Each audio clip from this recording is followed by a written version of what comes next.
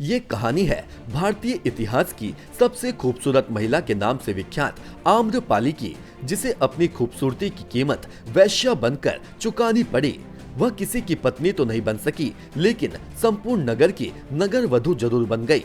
आम्रपाली ने अपने लिए ये जीवन स्वयं नहीं चुना था, बल्कि वैशाली में शांति बनाए रखने, गणराज्य की अखंडता बरकरार रखने के लिए उसे किसी एक की पत्नी बनाकर नगर को सौंप दिया गया।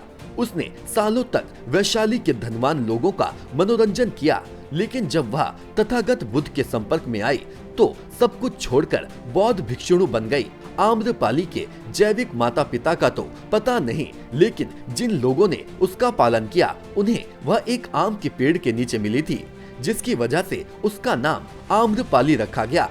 वह बहुत खूबसूरत थी, उसकी आंखें बड़ी बड़ी और काया बेहद आकर्षक थी।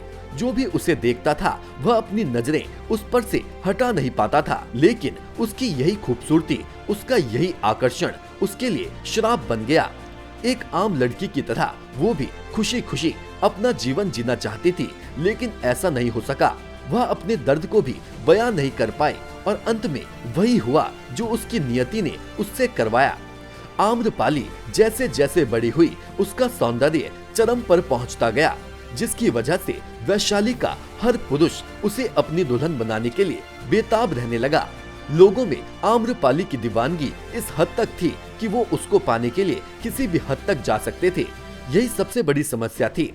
आम्रपाली के माता पिता जानते थे कि आम्रपाली को जिसको भी सौंपा गया तो बाकी के लोग उनके दुश्मन बन जाएंगे और वैशाली में खून की नदियां बह जाएंगी, इसलिए वह किसी भी नतीजे पर नहीं पहुंच पा रहे थे। इसी समस्या का हल खोजने के लिए एक दिन वैशाली में सभा का आयोजन हुआ। इस सभा में मौजूद सभी पुरुष आम्रपाली से विवाह करना चाहते थे, जिसकी वजह से कोई निर्णय लिया जाना मुश्किल हो गया था।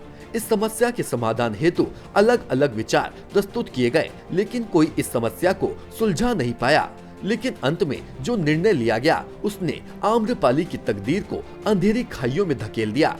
सर्वसम्मति के साथ आम्रपाली को नगर वधू यानी वैश्या घोषित कर दिया गया। ऐसा इसलिए किया गया क्योंकि सभी जन वैशाली के गणतंत्र को बचाकर रखना चाहते थे, लेकिन अगर आम्रपाली को किसी एक को सौंप दिया जाता तो इससे एकता खंडित हो सकती थी। नगर वधू बनने के बाद हर कोई उसे पाने के लिए स्वतंत्र था। इस तरह गणतंत्र के एक निर्णय ने उसे भोग्य बनाकर छोड़ दिया। लेकिन आम्रपाली की कहानी यहीं समाप्त नहीं होती है। आम्रपाली नगर वधू बनकर सालों तक वैशाली के लोगों का मनोरंजन करती है, लेकिन जब एक दिन वो भगवान बुद्ध के संपर्क में आती है तो सब कुछ छोड़कर एक बौद्ध भिक्षुणी बन जाती है। नेशन वन से प्रमेश मनोड़ी की रिपोर्ट।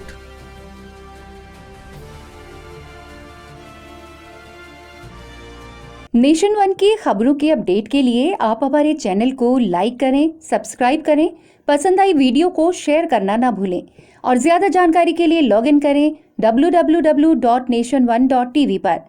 अधिक जानकारी के लिए आप हमें ट्विटर, फेसबुक पर भी फॉलो कर सकते हैं। तो खबरों की ज्यादा जानकारी के लिए बने रहें नेशन वन के साथ।